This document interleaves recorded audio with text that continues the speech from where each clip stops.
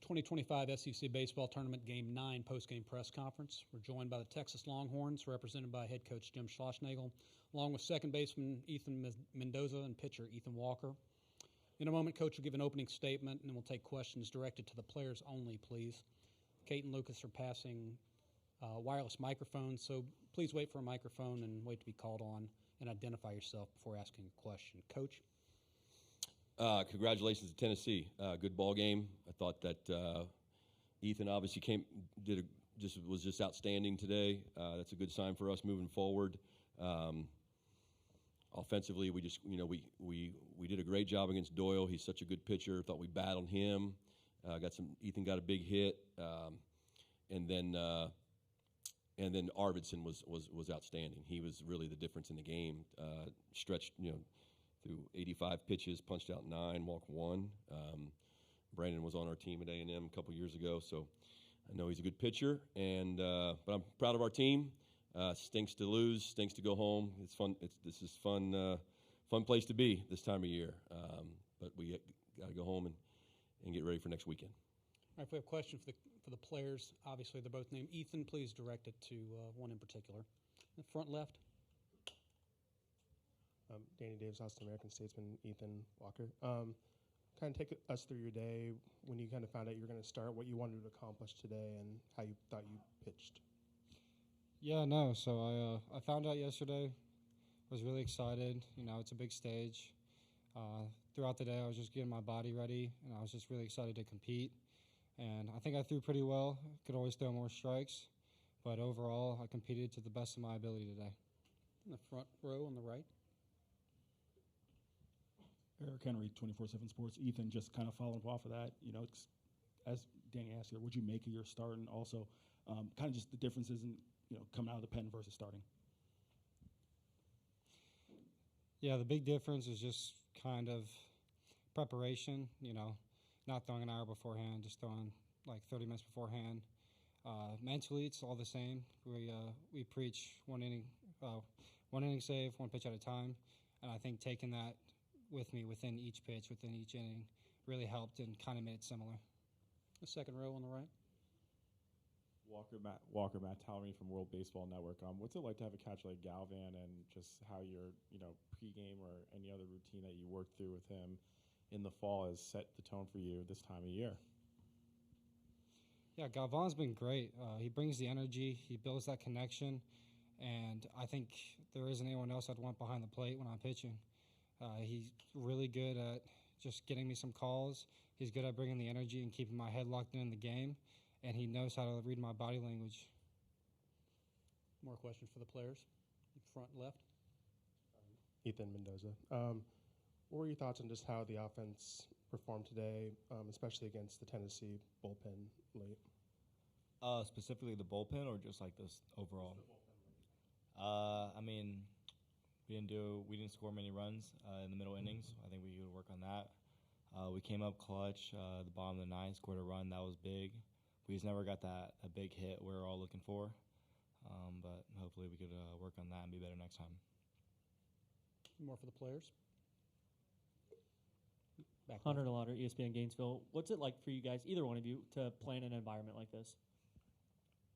I would say it's pretty special. This is my first time here. All of us, I guess, except for Coach Schloss. It was pretty cool. We went to the game last night. It was pretty special to see all these people come to watch us. It was definitely something super cool. On the second row on the left.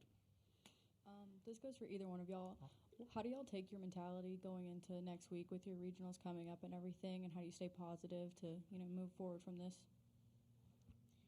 Yeah, we treat every game like it's opening day, and that just helps us kind of watch what happens in the past, whether we win or lose, and just keep playing to our standard. So we can acknowledge what happened today, but tomorrow we're getting ready for opening day.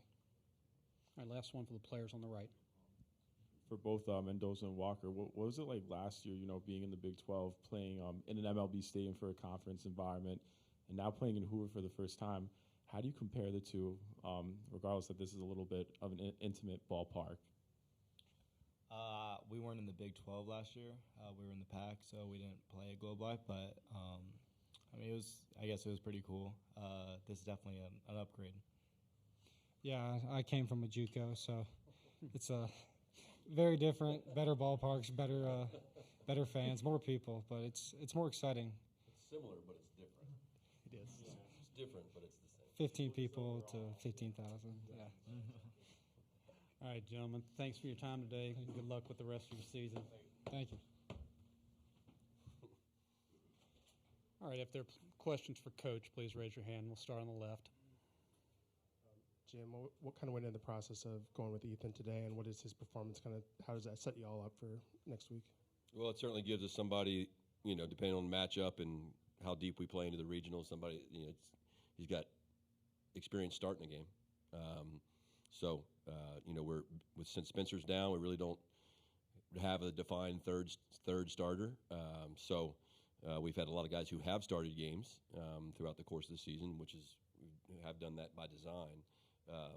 But Ethan, he's a strike thrower and keeps the ball on the ground most of the time, and now he's got experience of not just starting the game, but kind of getting up and down and throwing, 4+ innings. So that's good for us for next weekend. On the front right. Jim, Mike Wilson, Knoxville News Sentinel. You referenced having Brandon at A&M back in 23. How is he different than the kid you had then, and what impressed you so much about what he did today? Well, he was pretty banged up. If I remember right, he had a bad back. He had a lot of health issues and could never really get going. He always could really spin the ball and loose arm, so you could see it coming. And he went to Sanjak, right, and got some good innings in, and over there with Coach Anderson, obviously with a great pitching coach. So he was just throwing the two different breaking balls and running his fastball up to 95, 96, I think, and then he had the two different breaking balls that we just didn't see. We were swinging at them, and they're not even in the strike zone. So it tells you how good he was. Next to him on the right. Jim, you always preach that opening day mentality. I'm just curious, in your experience, what value does momentum play this time of year, and does a loss like this kind of thwart some of the momentum you're currently built coming off of OU?